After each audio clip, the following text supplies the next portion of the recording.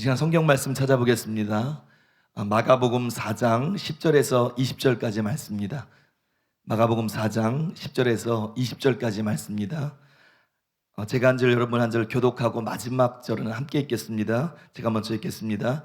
예수께서 홀로 계실 때 함께한 사람들이 12제자와 더불어 그 비유들에 대하여 물으니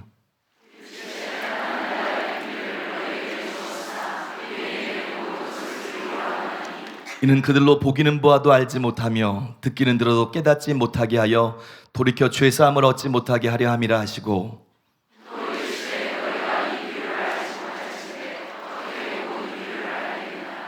뿌리는 자는 말씀을 뿌리는 것이라.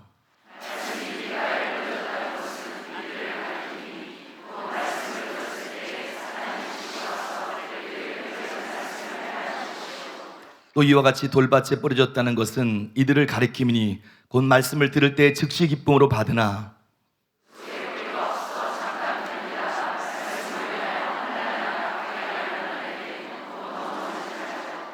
또 어떤 이는 가시떨기에 뿌려진 자니 이들은 말씀을 듣기는 하되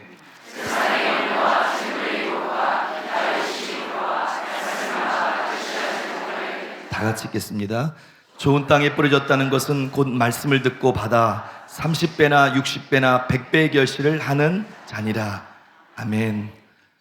오늘 강사님 소개해 드리겠습니다. 이 시간 말씀을 전하시는 이윤성 목사님은 인천 사랑하는 교회를 담당하시는 목사님이십니다. 물러서지 않는 것이 신앙이다 책의 저자이시기도 하시고요. 또 매주 사산모에서 사역하실 뿐만 아니라 순회 치유성회 강사님으로 사역하고 계십니다. 목사님은 외유내강이라는 말이 잘 어울리는 분이신데요. 항상 온유하고 겸손하시며 그 심령이 하나님을 향한 열정이 가득하고요. 늘 은혜로운 말씀으로 섬겨주시는 귀한 목사님이십니다. 그리고 목사님은 겉모습만 빛나는 분이 아니라 속이 더 빛나는 분이십니다. 예. 이제 이윤성 목사님 나오셔서 한번 따라해 주세요. 믿고 지속하는 것이 치유의 비결입니다. 이런 제목으로 말씀을 전해 주실 텐데요. 우리 하나님을 기대하고 또 목사님을 환영하는 마음으로 뜨거운 박수로 모시겠습니다.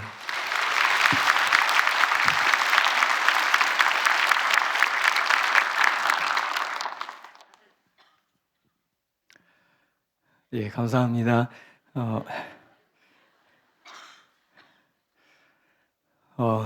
목사님께서 다 편하게 풀어주셔갖고요. 제가 너무 감사드립니다. 예, 다 무장해제 되셨죠? 예, 이렇게 제가 블루클럽에 말이 되나요? 블루 땡땡 여기 이발소에 갔는데요. 거기서 이발해 주시는 분이 그러더라고요. 이렇게 뒤로 편하게 의자에 편하게 기대시라고. 그래가지고 제가 그 말이 거길 계속 다녔는데 한 번도 그런 얘기를 안 하셨는데 그날 그러시더라고요. 그래서 그 말 딱 듣는 순간 복음이구나 그런 마음이 드는 거예요. 제가 너무 긴장해서 평생 살아왔나 보다. 그래서 이제 기댔더니 너무 편하더라고요. 예, 지금 이렇게 편하게 이렇게 긴장하지 마시고 기대셔서 말씀을 들으시기 바랍니다. 그리고 다 무장해제 하시기 바랍니다. 이렇게 긴장을 푸셔야지 하나님도 일하실 수 있으실 것 같아요.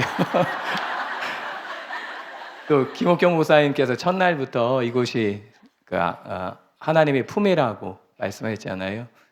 품에는 이렇게 편안하게 긴장을 푸시는 그런 장소이기 때문에 긴장을 푸시고 예수님이 채찍에 맞음으로 나음을 받았습니다. 이 말씀을 계속해서 묵상하시면서 말씀을 들으시기를 바랍니다.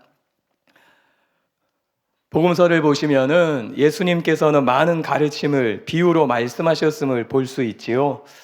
오늘 본문 역시 비유의 말씀입니다.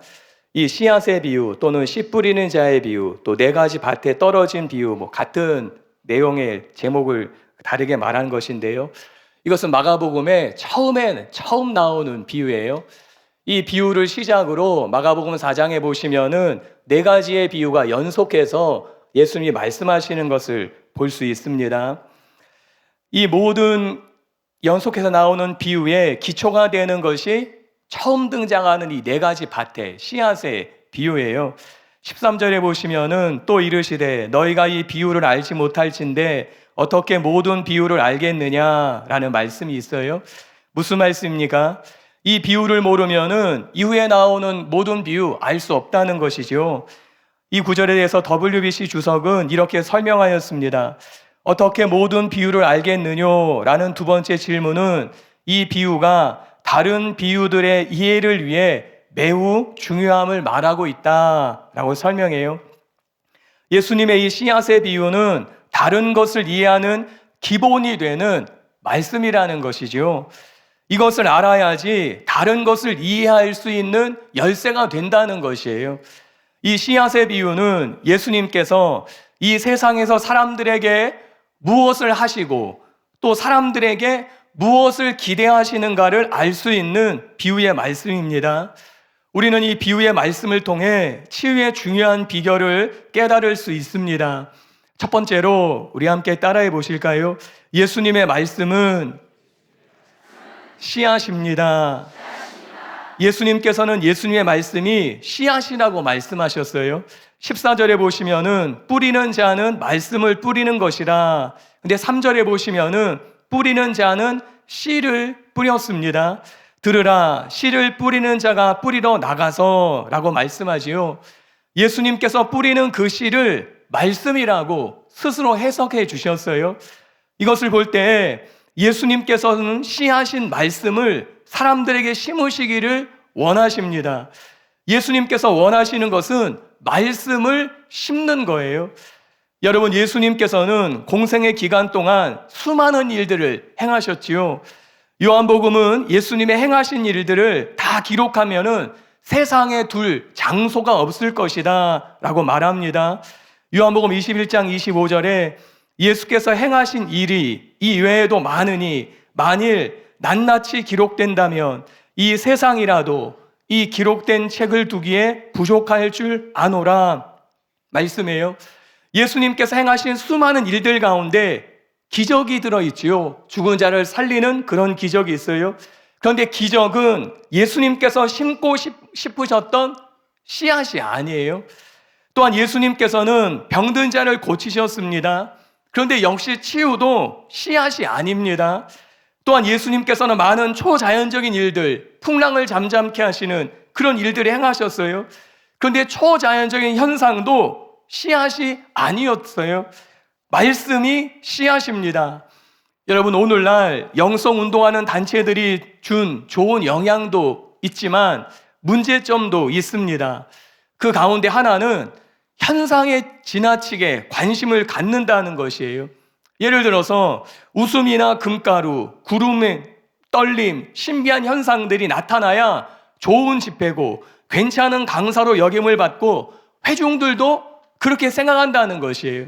그래서 웃음, 진짜 거룩한 웃음이 있잖아요. 그런데 웃음을 일으켜야지 사람들이 자신을 좋은 강사로 알기 때문에 억지 웃음을 막 일으키게 하는 것이죠. 그 결과 말씀은 중요하게 여기지 않고 자꾸만 현상을 중요하게 여기도록 끌고 간다는 것이에요. 그러나 사람들에게 현상을 심으려는 것은 어리석은 것입니다. 예수님께서는 그렇게 하지 않으셨기 때문이에요. 예수님께서 기적을 일으키시는 이유는 기적의 목적이 있는 것이 아니었지요.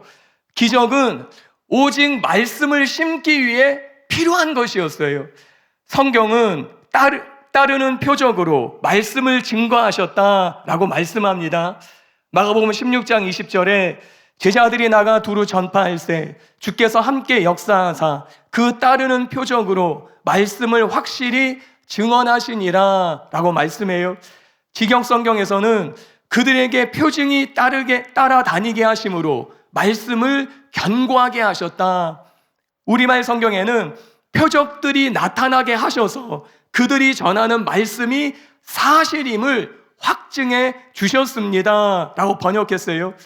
이것이 예수님이 표적을 행하시는 이유였다는 것이에요. 그러므로 우리는 현상이나 기적을 쫓아가는 사람이 아니라 말씀을 따르는 사람이 되셔야 합니다. 우리 마음에 심어야 하는 것은, 우리가 관심을 가져야 하는 것은 신비한 현상들이 아니에요. 오직 하나님의 말씀입니다. 예수님의 말씀이에요. 이와 같이 예수님께서는 예수님의 말씀이 심겨지기를 원하셨어요. 왜냐하면은 말씀이 씨앗이기 때문이에요. 기적도 능력도 치유도 씨앗이 아닙니다. 그러므로 우리는 말씀을 심어야 해요. 현상이 좋아서 현상을 따라다니면은 위험해집니다. 기적하면서 기적을 쫓아다니면은 위험해져요. 능력이 좋으니까 능력을 따라다니면은 위험합니다. 기적을 원해서 기적을 쫓는다고 기적을 경험하는 게 아니에요. 능력이 좋아서 능력을 원한다고 그래서 능력을 쫓아다닌다고 우리가 능력을 체험하는 게 아니에요. 진짜 제대로 된 기적과 능력을 원한다면 우리는 마음을 다해서 말씀을 따라야 합니다. 하나님 말씀 위에 서기로 결심하셔야 해요. 그러면 하나님의 능력을 경험할 수 있습니다. 신앙생활의 기초는 하나님의 말씀이기 때문이에요. 우리는 환경이나 체험의 기초 위에 서 있는 것이 아니라 우리는 하나님의 말씀 위에 서야 합니다. 예수님의 당시를 생각해 보세요. 예수님께서 말씀인 씨앗을 뿌리고 계실 때 종교 지도자들이 한 것은 무엇이었습니까? 그들은 씨앗이 아니라 사람의 계명과 전통을 심었습니다. 그런데 사람의 계명과 전통을 심으면은 생명을 거둘 수 없어요. 사람의 계명과 전통을 심으면은 쭉정이를 거두게 될 뿐이에요. 때로 현대교회의 문제가 이런 부분이지 않습니까? 예수님의 말씀인 씨앗을 심지 않아요. 사람의 생각을 심습니다. 어떤 사람의 이론을 심어요. 신학자의 학문을 심습니다. 신학 이론을 심는 것이에요. 사람들의 방법을 심는 것이에요. 그러면서 생명을 거두기를 기대한다는 것이죠. 하지만 종교는 쭉정이 외에는 아무것도 거둘 수 없어요. 교회는 오직 예수님의 말씀을 심어야 합니다. 그것이 씨앗이기 때문이에요. 그래야 제대로 된 교회와 성도들이 될 수 있기 때문입니다. 여러분, 하나님의 나라가 어떻게 임할 수 있습니까? 돈이 많으면은, 사람이 많이 모이면은, 교회 건물이 크고 환경이 좋으면은, 좋은 방법과 프로그램이 있으면은 그렇지 않지요. 하나님의 말씀이 각 사람에게 심겨질 때 하나님의 나라가 비로소 이 땅에 임하는 것이에요. 하나님의 나라가 영광스럽게 도래하는 것이에요. 세례 요한이 예수님의 오실 길을 예비했어요. 예수님을 보았습니다. 그리고 예수님을 만났어요. 그런데 그가 감옥에 갇혔을 때 제자들을 보내지요. 예수님께. 진짜 우리가 기대해야 할 메시아가 당신이 맞습니까? 세례 요한조차 의심이 든 거예요. 회의가 든 거예요. 분명 자기가 만났는데 자기는 헤롯 왕에 대해서 비판해서 감옥에 갇혀 있는데 메시아가 오면은 이 땅을 좀 개혁하고 변화시키고 하루아침에 해방을 줘야 되는데 그 일이 일어나지 않으니까 세례 요한조차도 회의가 들어온 거예요. 진짜 예수님이 맞나? 이거 내가 잘못 소개한 거 아닌가? 감옥 안에서 회의가 든 거예요. 그때 예수님이 말씀하시죠. 구약에 예언된 그런 일들, 그 말씀이 지금 나를 통해서 나타나고 있다. 죽은 자가 살아나 있고 병든 자가 치유되고 있고 가난한 사람에게 복음이 전파되고 있다. 구약에 예언된 말씀이 성취되고 있다. 가서 전해라. 그래요. 예수님은 그러면서 계속 말씀을 심으신 것이지요. 말씀을 심을 때 진짜 하나님의 나라가 임하기 때문이에요. 여러분, 우리는 지금 내 안에 무엇을 뿌리고 있느냐가 중요합니다. 시간이 갈수록 하나님의 말씀에 관심을 갖는 것이 정상이에요. 말씀이 들리고 말씀이 기억나고 말씀이 깨달아지는 것이 바른 것입니다. 예수님께서는 공생의 사역을 통해 말씀을 심어주시기 원하셨기 때문이에요. 두 번째로 함께 따라해 보겠습니다. 예수님은 말씀인 씨앗을 우리 마음에 심으십니다. 예수님께서는 말씀인 씨앗을 우리의 머리가 아니라 우리의 마음에 심으십니다. 20절에 보시면은 듣고 받아라는 말씀이 있지요. 우리가 말씀을 들을 때 어디로 받느냐가 중요한 것이에요. 우리는 다 귀로 말씀을 듣습니다. 또 눈으로 말씀을 읽습니다. 그런데 그 듣고 읽은 말씀이 내 머리에서 마음으로 내려가셔야 돼요. 단순히 지적인 동의가 아니라 지적인 동의에서 마음으로 믿는 것으로 변해야 돼요. 이것이 중요합니다. 여러분, 사람들은요, 머리로 살지만은 또한 마음으로 삽니다. 그래서 때로는 마음으로 살아갈 때가 훨씬 더 많아요. 소위 마음 가는 대로 사는 것이지요. 예를 들어서 마트에 쇼핑을 가면은 가기 전에 어떻게 해요? 머리로 계획을 다 세우지요. 무엇을 사야지, 무엇을 사야지, 없는 것을 하면서 휴대폰에도 꼼꼼하게 적는 분들이 계셔요. 기록해 놓습니다. 그런데 정작 마트에 도착하면 어떻게 됩니까? 저와 같은 분이 많이 계신 것 같아요. 머리가 아니라 마음 가는 대로 살지요. 휴대폰에 적어둔 살 물건 이미 다 물 건너 갔어요. 마음에 드는 것을 정신없이 바구니에 담고 계산합니다. 계산대를 지나고 나서 정신이 돌아오지요. 내가 왜 이랬지? 이 후회도 소용없는 거예요. 이미 지나갔어요. 마음이 머리를 능가하는 거예요. 그런데 신앙생활도 마찬가지예요. 마이샤브다 목사님께서 쓰신 치유 은사에서 이렇게 말씀해요. 머리의 믿음은 본질적으로 비활성이다. 움직이지 못한다는 거예요. 머리의 믿음은 초자연적인 체험도 생활 방식의 변화도 요구하지 않는다. 반면 마음의 믿음은 본질적으로 활성이다. 마음의 믿음은 우리가 기꺼이 생명을 거는 그런 믿음이다. 마음의 믿음은 머리 끝에서 발끝까지 우리를 근본적으로 철두철미하게 변화시킨다. 마음의 믿음은 복음이라는 사실을 지적으로 수용하는 머리의 믿음과 달라 우리로 하여금 그런 사실에 자발적으로 반응하게 하고 그것에 맞추어 행동하게 한다라고 쓰셨어요. 예수님의 말씀은 그래서 마음으로 내려와야 합니다. 마음은 씨앗이 자랄 수 있는 밭이기 때문이에요. 저와 여러분의 머리가 밭이 아닙니다. 저와 여러분의 머리는 물건을 넣어두는 저장소, 창고예요. 창고에 씨앗을 보관하면은 시간이 지나도 열매는 맺을 수 없습니다. 오히려 썩습니다. 열매를 거두려면은 씨앗을 창고에 넣어두는 것이 아니라 밭에 뿌려야 해요.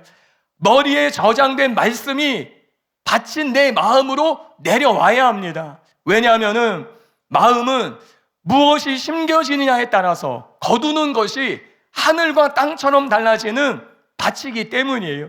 그러므로 우리는 마음에 잘 심어야 해요. 여러분, 오늘 나의 삶은 지난 과거에 나의 마음의 밭에 뿌려진 씨앗의 결과예요. 내가 지금 이렇게 있는 것은 내 마음에 뿌려진 그 말씀의 결과예요. 그리고 우리의 미래는 지금 우리가 마음에 심는 것으로 결정됩니다. 그러므로 우리의 마음에 하나님의 말씀을 심어야 해요. 그런데 말씀이 마음에 뿌려졌다고 다 열매를 맺는 것이 아니에요. 왜 그렇습니까?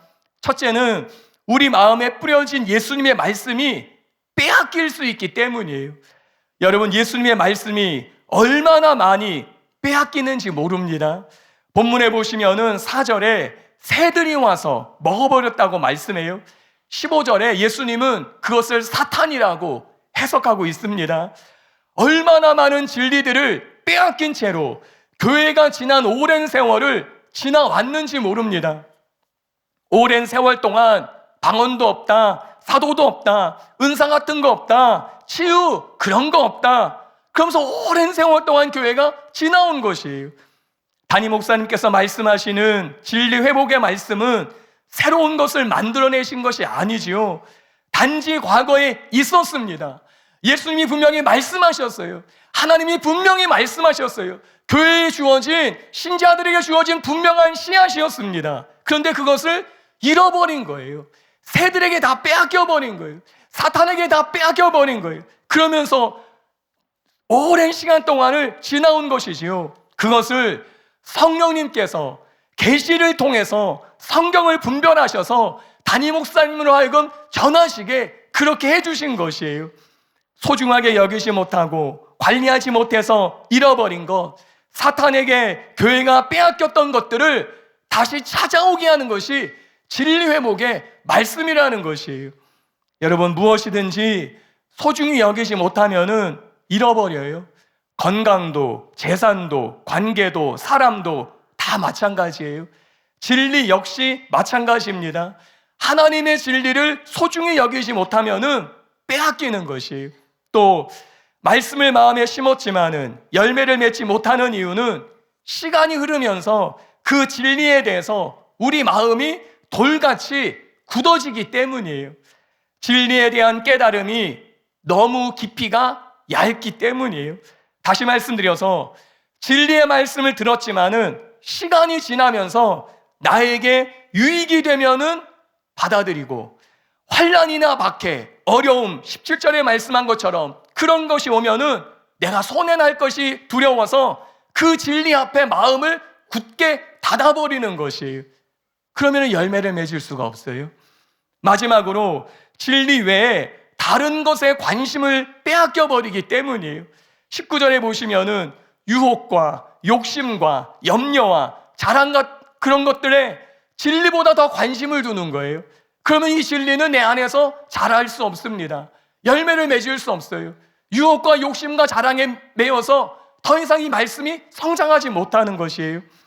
여러분, 이와 같이 사람들의 마음 상태에 따라 선포된 예수님의 진리의 말씀이 열매를 맺지 못한 채 얼마나 많이 빼앗겨져 버렸는지 몰라요. 이것은 진리가 없어진다는 것이 아닙니다. 천지는 없어져도 하나님의 말씀은 1.1획도 사라지지 않아요. 단지 교회와 신자들이 그 진리를 잃어버릴 뿐이에요. 그리고 그만큼 풍성함을 누리지 못합니다. 이것이 사탄이 교회와 성도들에게 모든 방법을 동원해서 하나님의 말씀을 빼앗으려는 이유인 것이에요. 이제 교회와 목회자와 신자들은 빼앗긴 진리들을 회복해야 합니다. 교회는 잃어버린 행함 있는 산믿음이라는 진리를 깨닫고 붙잡아야 돼요. 회개가 없이는 하나님의 나라가 없다는 것을 깨닫고 붙들어야 돼요. 치유도, 예언도, 기적도 여전히 지금 존재하고 있다는 사실을 깨닫고 붙잡아야 합니다. 진리를 듣고도 깨닫지 못하면은 빼앗겨 버리고 말아요. 하나님의 진리의 말씀을 더 깨닫는 은혜를 저희들이 구하실 수 있게 되시기를 바랍니다. 왜냐하면 우리라고 예외가 아니기 때문이에요. 우리는 마음이 전부는 길가는 아니에요. 그런데 부분적으로 길가일 수 있습니다. 그러면 그만큼 잃어버리고 맙니다. 이것은 우리가 구원에서 멀어진다는 것이 아니에요. 그 신약과 같은 말씀을 통해 열매를 맺어 풍성히 누려야 할 것들을 우리가 누리지 못한 채 너무 가난한 신앙생활을 하게 된다는 것이. 그러므로 우리는 우리 마음의 밭을 관리해야 돼요. 진리에 대해서 무관심한 마음이 없는지, 외부의 어려움에 굴복하여서 진리를 포기하려는 마음은 없는지, 내 안에 유혹 때문에 진리를 타협하려는 마음은 없는지 점검하셔야 돼요. 그리고 진리를 듣고 받아 순종하고자 하는 마음이 되어야 합니다. 특별히 저와 여러분은 시간이 갈수록 온유하고 겸손한 마음으로 변화되어야 돼요. 시편 25편 9절에 이런 말씀이 있습니다. 온유한 자를 정의로 지도하시며 온유한 자에게 그의 도를 가르치시리로다. 새 번역에서는 이렇게 번역했어요. 겸손한 사람을 공의로 인도하시며 겸비한 사람에게는 당신의 뜻을 가르쳐 주신다. 여러분, 하나님의 뜻을, 하나님의 길을 하나님이 가르쳐 주는 사람이 누구입니까? 하나님께서 도대체 누구에게 하나님의 그 길과 그 뜻을 보이십니까? 하나님이 누구에게 하나님의 생각을 알려주십니까? 똑똑한 사람이 아니에요. IQ 높은 사람이 아니에요. 슬기로운 사람들이 아니에요. 겸손하고 온유한 사람이에요. 마음이 온유한 사람에게 하나님께서는 말씀하시고 가르쳐 주십니다. 구약의 모세는 그의 온유함이 온 지면의 모든 사람보다 뛰어났었지요. 민수기 12장 3절에 이 사람 모세는 온유함이 지면의 모든 사람보다 더하더라. 새 번역에서는 이렇게 번역했어요. 모세로 말하자면 땅 위에 사는 모든 사람 가운데서 가장 겸손한 사람이다. 공동 번역에서는 이렇게 번역했어요. 모세는 실상 매우 겸손한 사람이었다. 땅 위에 사는 사람 가운데 그만큼 겸손한 사람은 없었다. 모세의 마음이 온유와 겸손했다는 것이지요. 이 마음이 누구의 마음이지요? 예수님의 마음이에요. 마태복음 11장 29절에 나는 마음이 온유하고 겸손하니 라고 말씀해요. 여러분, 모세의 마음이 온유하다는 것이 무슨 뜻입니까?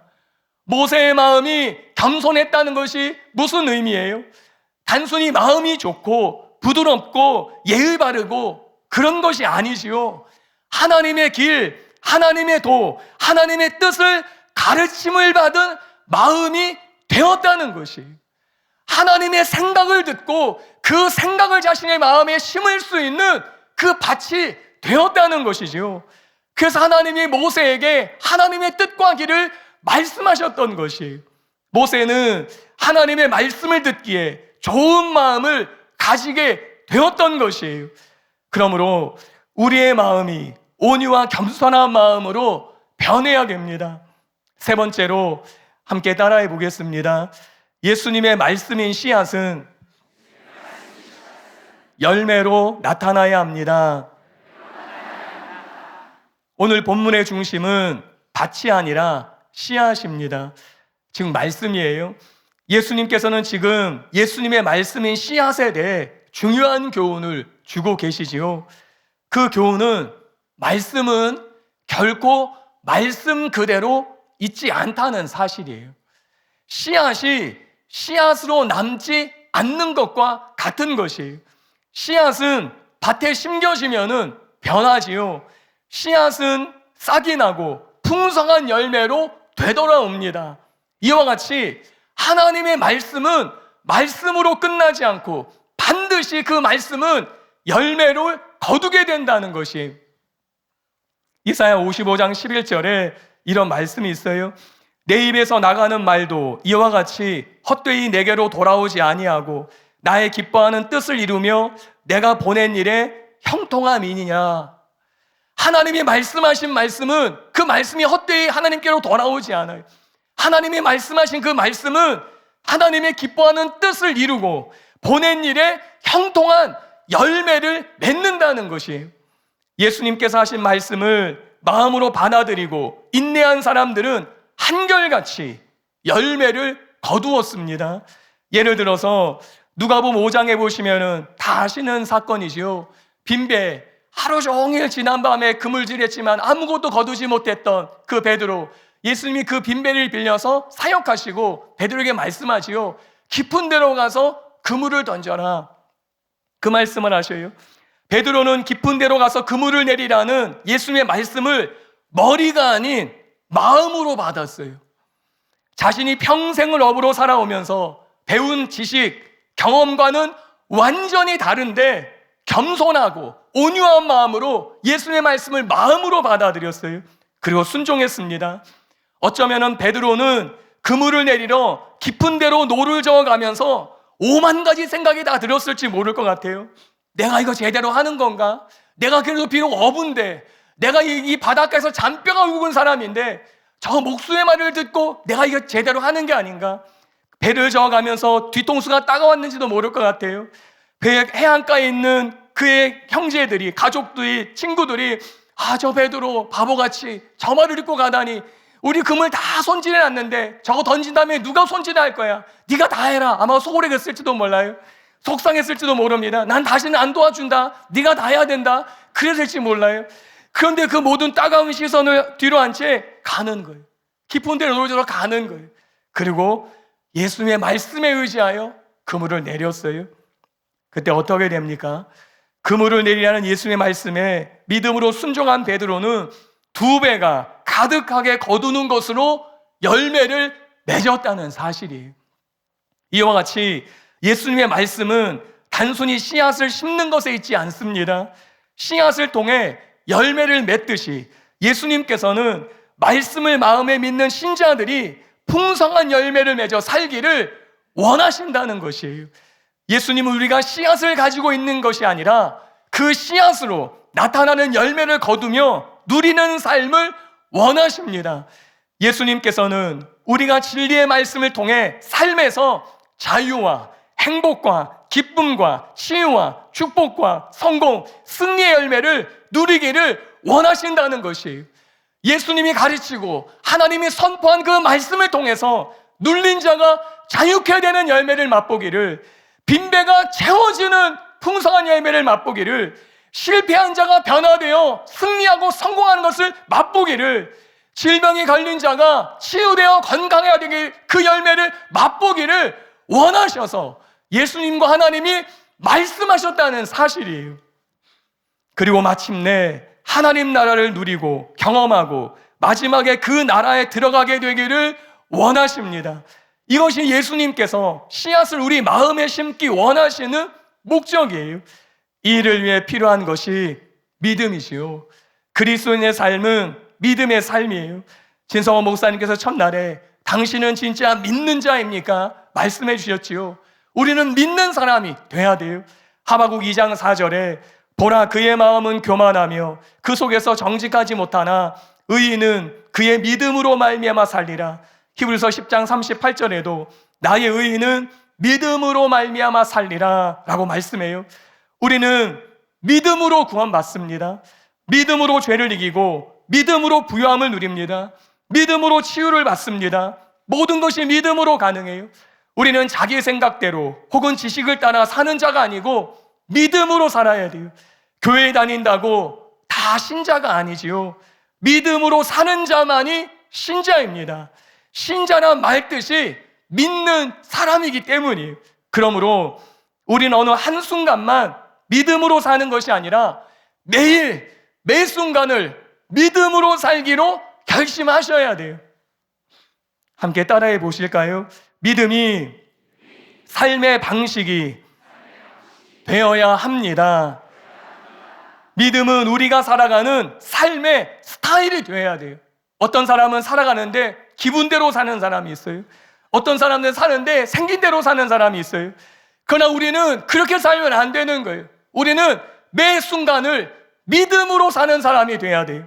우리는 믿음을 위급할 때만 사용하는 비상수단으로 사용하지 말고 날마다 생활해야 되는 것이, 우리는 끊임없이 믿음을 사용해야 합니다.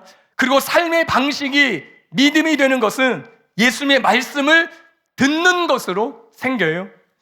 로마서 10장 17절에 그러므로 믿음은 들음에서 나며 들음은 그리스도의 말씀으로 말미암았느니라. 여러분, 우리의 믿음은 다른 것이 아닙니다. 예수님의 말씀을 통해 생깁니다. 그런데 들음에서 난다고 말씀해요. 무슨 말씀입니까? 지금 계속 들으라는 것이지요. 어제 들었을 때 없던 믿음이 오늘 들을 때 생길 수 있습니다. 그러면 그 믿음이 우리 안에서 역사하기 시작해요. 그러므로 우리는 말씀이 우리 안에서 활동하기까지 계속 반복해서 듣고 또 듣고 읽고 또 읽는 것이에요. 치유를 원하신다면 우리는 치유의 말씀을 한 번 듣고 포기해서는 안 돼요. 한 번 선포하고 포기하지 말아야 합니다. 치유의 말씀을 계속 우리 마음에 되새겨야 돼요. 죄를 이기기를 원하신다면 계속 하나님의 말씀을 우리 마음에 심어야 합니다. 형통의 삶도 마찬가지입니다. 말씀이 우리 안에서 믿음을 만들기까지 인내하며 계속해야 돼요. 그럼 우리 안에 믿음이 생겨요. 목사님, 저는 믿음이 없어요 라고 말씀하실지 모릅니다. 안심하시기 바랍니다. 아무도 믿음을 타고난 사람은 없어요. 날 때부터 믿음을 가지고 난 사람은 한 사람도 없습니다.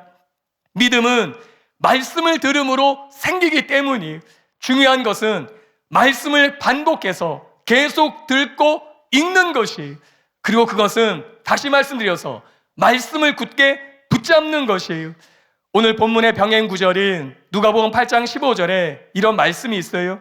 좋은 땅에 있다는 것은 착하고 좋은 마음으로 말씀을 듣고 지키어 인내로 결실하는 자니라.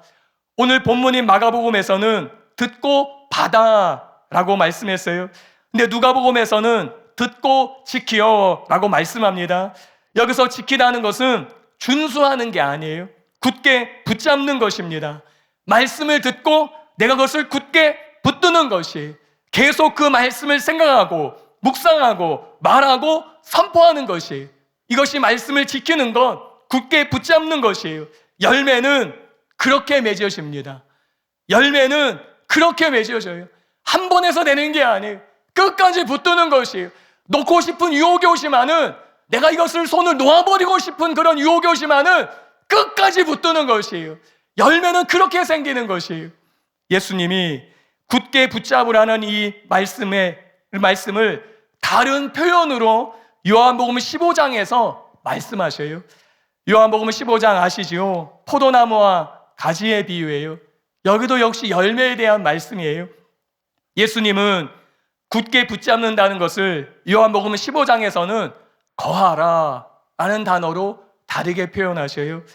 요한복음 15장 4절에 내 안에 거하라, 나도 너희 안에 거하리라. 가지가 포도나무에 붙어있지 아니하면 스스로 열매를 맺을 수 없음 같이 너희도 내 안에 있지 아니하면 그러하리라. 요한복음 15장 7절에는 또 이렇게 말씀해요. 너희가 내 안에 거하고 내 말이 너희 안에 거하면 무엇이든지 원하는 대로 구하라. 그리하면 이루리라. 요한복음 4장부터 요한복음 7장까지 그 몇 구절 안 되는데 거하라는 단어가 무려 7번이나 반복해요. 7절 이후에도 예수님은 내 사랑 안에 거하라, 계속 거하라를 말씀해요. 거하라는 게 무엇입니까? 이 거하라는 것은 포도나무에 붙어 있는 것이에요. 요한복음 15장 4절에 예수님이 내 안에 거하라는 단어와 포도나무에 붙어 있어의 단어가 헬라어로 같은 단어예요. 거하는 것과 붙어 있는 것을 예수님은 같은 단어를 쓰셨어요. 거하라는 것이 무슨 뜻입니까? 거하라는 것은 헬라어로 메노라는 단어인데 지속성을 강조하는 것이에요. 예를 들면 이런 것이에요. 떠나다의 반대, 머무르다가 거하는 것이에요. 흔들거리거나 달아나다, 도망치다의 반대인 맞서 싸우다, 맞서다, 이게 거하라는 의미예요.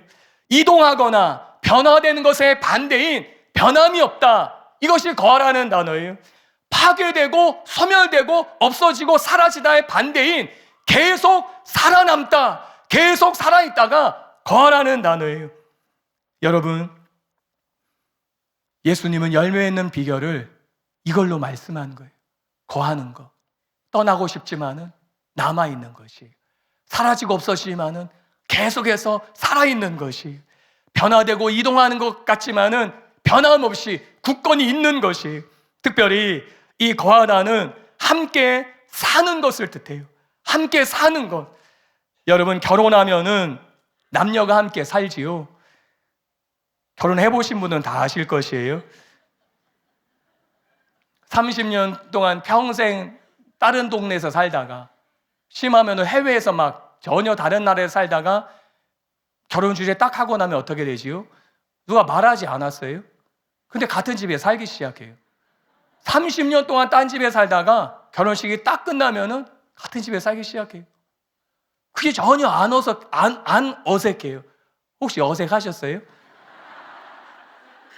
막 친정 가고 싶고 그러시던가요? 그렇지 않죠. 사랑하는 사람과, 정말 사랑하는 사람과, 살고 싶은 사람과 결혼식하고 사니까 하나 어색하지 않는. 저도 안 어색하더라고요. 하나 어색하지 않더라고요. 그런데 그게 거하다예요. 거하다. 여러분, 우리는 말씀과 함께 거해야 해요. 이것이 열매 맺는 비결입니다. 너무나 많은 사람들이 말씀과 빨리 헤어집니다. 거하지 않습니다. 말씀을 가족이 아니라 손님으로 여겨요. 손님은 어떠지요? 정중하게 대접해요. 예의 바르게 대접합니다. 그런데 밤 되면은 가야 돼요. 안 가면은 이상해요. 가야 돼요. 아무리 정중하게 대해도 손님은 가야 되는 거예요.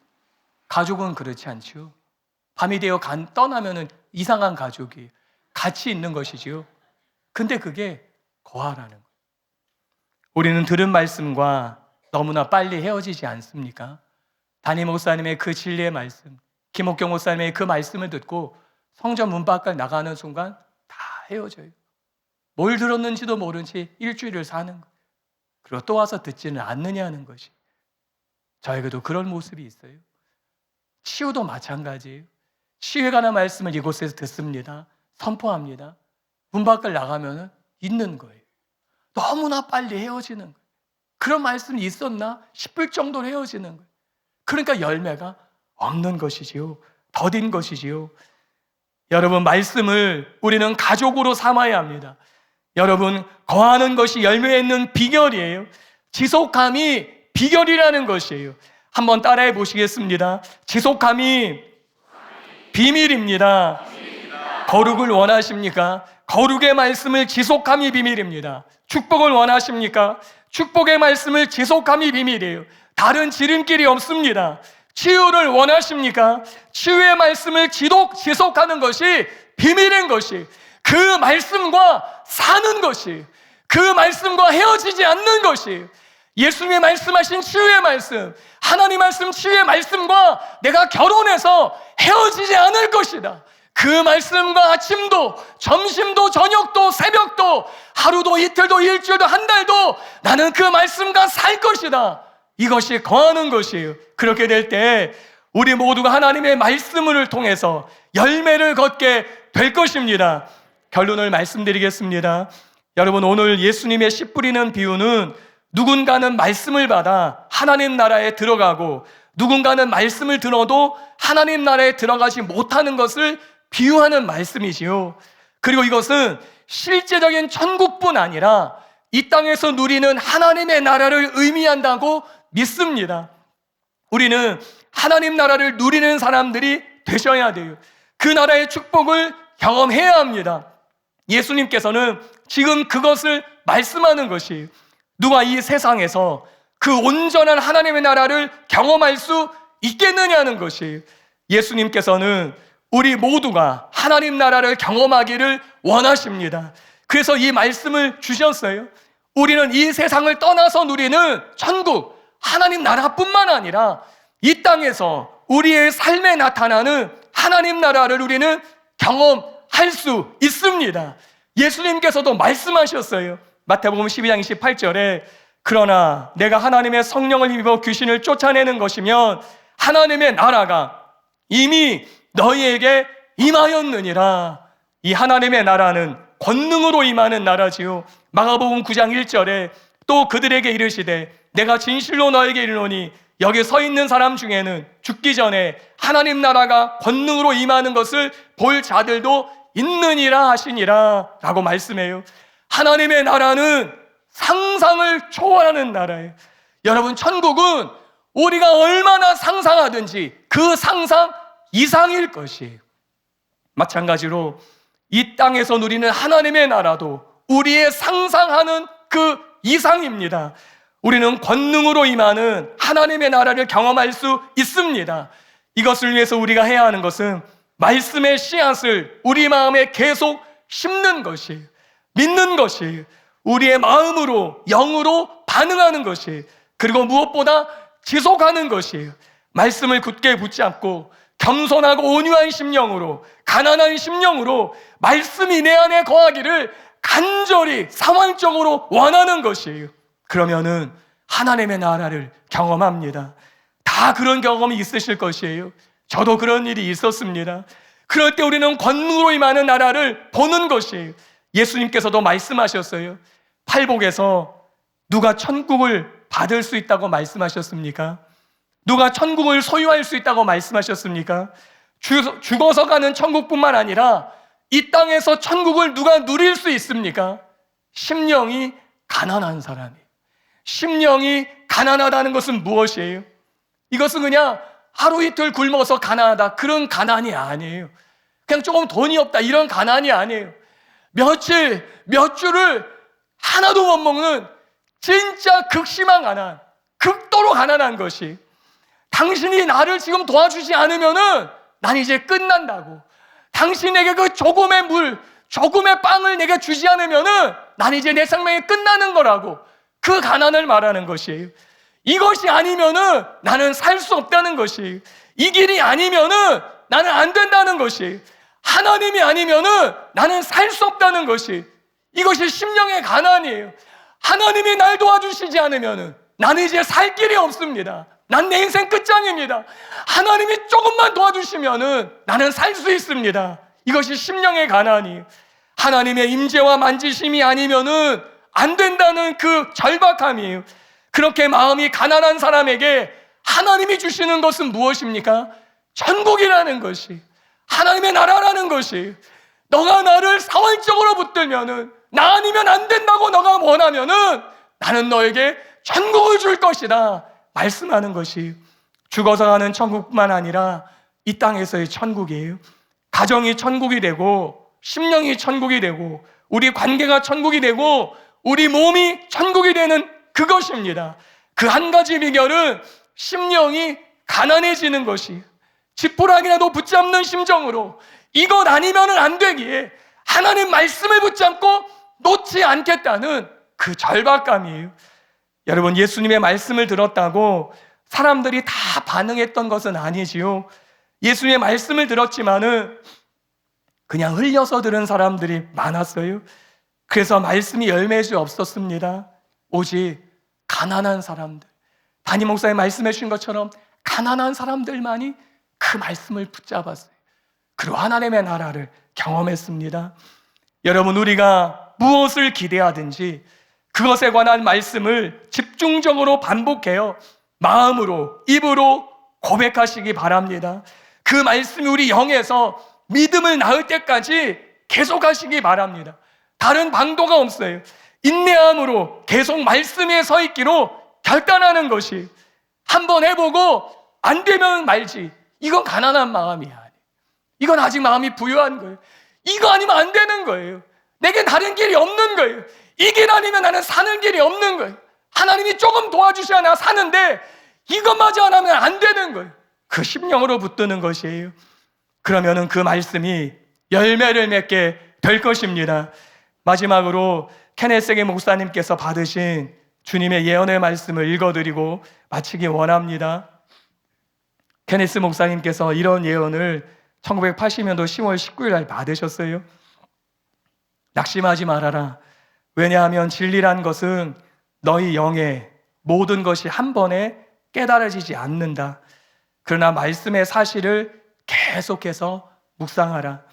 기록된 것을 더 많이 묵상하면 할수록, 어떤 사람이 기름 부음 아래서 성령의 영감으로 말한 것을 더 많이 묵상하면 할수록 조금씩 내게 실제가 될 것이다. 내 속에서, 내 영 안에서, 내 속사람 안에서 이 진리가 형태와 모양을 갖추게 되면 이 진리가 내 자신의 영을 새로운 모양으로 만들 것이다. 영적으로 내가 더 이상 약한 자가 아니고 강한 자가 되어 설 수 있고, 주님께서 너를 부르신 그 일을 하며 예수 그리스도로 말미암아 왕과 같이 삶을 다스리며 왕노릇하며 지배하게 될 때까지, 그러므로 내가 완전히 이해하거나 알 수 없다고 해도 포기하지 말아라. 내 마음을 열고 내 영으로 받아들여라. 너는 이렇게 말하라. 오 복되신 성령님, 진리를 내게 드러내 주십시오. 아버지께서 준비해 두신 모든 것 안에 내가 설 수 있도록. 왜냐하면 그분은 나의 아버지이기 때문입니다. 나는 그분을 사랑하고 그분은 나를 사랑하십니다. 그러면 너는 내가 되도록 예정되었던 그런 사람이 될 것이며, 모든 특권과 권리와 권세와 하나님의 아들로서 통치하는 수준까지 다다를 것이다. 기뻐하고 즐거워하며 믿음의 말씀만 하여라. 너를 묶고 있는 그 환경을 향하여 말하라. 환경에게 떠나라고 명령하라. 그리하면 너는 풀려나리라. 내 인생의 지평선에 떠오르는 폭풍에게 이렇게 말하라. 잠잠하라. 조용해질 것이다. 내 것이 무엇인지 배워라. 배운 대로 행하라. 그러면 실제로 너의 것이 될 것이다. 주 예수님 감사합니다. 여러분, 성령님 안에서 행하는 방법과 하나님의 초자연적인 능력이 더 강하게 나타나는 비결은 지속하는 것이에요. 예수님은 변덕장이가 아니십니다. 오늘은 이랬다, 내일은 저랬다 하시지 않습니다. 예수님은 지속적인 분이셔요. 그러나 대부분의 신자들은 그렇게 하지 않습니다. 한 번은 포도나무에 붙어 있다, 한 번은 떨어졌다 하는 거예요. 기분 좋으면 붙어 있고 기분 나쁘면 떨어지는 거예요. 포도나무에 가지가 붙어 있다 떨어졌다 하면서 열매를 맺기를 원한다면은 그거는 영원히 맺을 수 없는 거예요. 불가능한 것이, 붙어 있는 것이, 계속 붙어 있는 것이, 그 말씀과 사는 것이, 하나님의 말씀과 결혼하는 것이, 헤어지지 않는 것이, 우리에게 필요한 것은 지속하는 것이에요. 우리 찬양을 준비해 주시면 고맙겠습니다. 케네스 해긴 목사님이 쓰신 책에 보시면은 그런 간증이 있지요. 어느 여인의 치유를 진행하시면서 그 여인에게 그렇게 말씀하셨어요. 하루에도 2000번, 10,000번 예수님이 채찍에 맞음으로 내가 나음을 받았습니다 고백하시라. 하루에도 2000번도 좋고 10,000번도 좋다고 그런 말씀을 하셨어요. 그럴 때 치유가 일어난다. 케네스 목사님 자신도 그랬지요.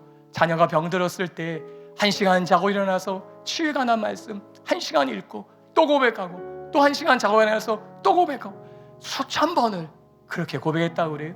그 믿음의 거장도, 그리고 마음에 믿음이 들어왔을 때 이제 됐다, 그때 전보를 치시고 자녀가 즉시 치유되게 되지요. 그것이 여러분, 예수님이 채찍에 맞음으로 내가 나음을 받았습니다 2000번 고백해 보셨습니까? 제가 어느 날 몸이 굉장히 아픈 적이 있었어요. 그래서 이 케네스 목사님이 권변한 대로 예수님이 채찍에 맞음으로 나음을 받았다는 것을 2000번 해봤습니다. 40분이 걸리더라고요. 20분쯤 되니까 예수님이 채찍에 맞으러 내가 나왔습니다. 20분쯤 되니까 눈물이 나더라고요. 날 위해 왜 예수님이 채찍에 맞으셨지? 내 아픔을 위해 왜 예수님이 고난을 당하셨지? 너무 감사해서 몸은 아픈데 눈물이 나더라고요. 40분 되니까 그냥 입에서 예수님이 채찍에 맞으러 나음을 받았습니다, 그냥 무의식적으로 나오더라고요. 여러분, 치유를 위해서 다른 길이 없어요. 예수님이 말씀하신 그 말씀을 붙잡고 계속하는 것입니다. 지속하는 것입니다. 2000번도 좋고 10,000번도 좋고 그 말씀이 내게 믿어져 예수님이 내게 치유자라는 것이 마음에 확 들어올 때까지 고백하는 것이, 붙어 있을 때 우리는 열매 맺게 될 것입니다. 치유를 계속해서 첫날부터 낮 시간에 해왔어요. 지금 많이 그 치유가 축적되어 있습니다. 계속해서 선포하고 사역받고 말씀을 들으면서 치유에 대한 믿음이 증가되실 것이, 하나님은 그 믿음을 놓치지 않으십니다. 그 믿음으로 역사하실 것입니다. 그 믿음으로 우리 모두에게 열매를 맺게 하실 것입니다. 그 주님을 기대하시면서 우리 함께 찬양함으로 나아가겠습니다.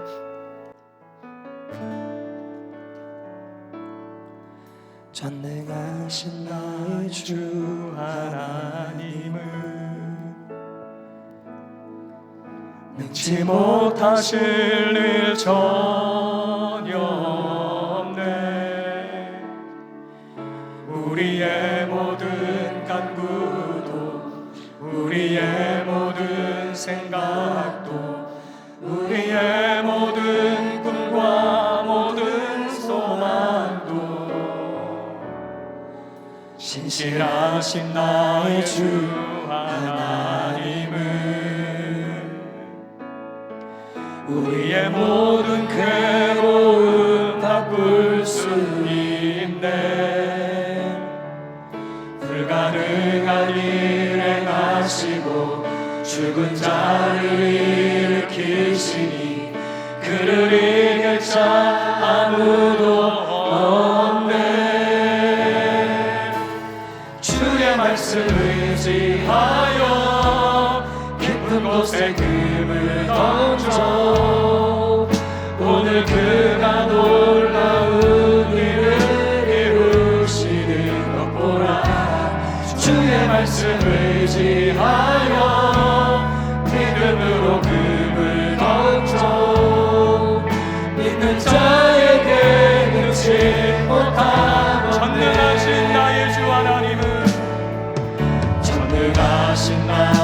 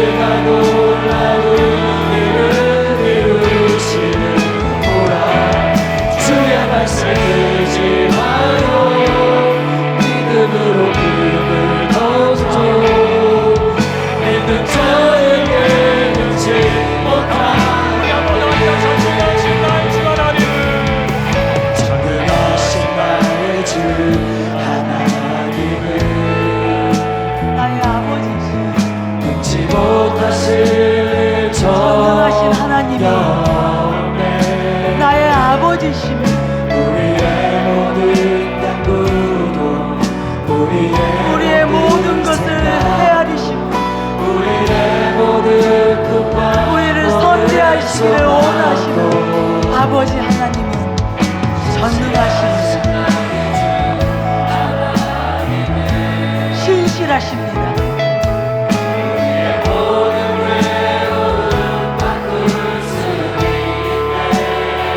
우리를 새롭게 하시고 우리를 문제에서 일으켜 올려주시는 질병으로부터 자유와 해방을 주시는 전능하신 하나님이십니다. 주의 말씀을 의지하여 네.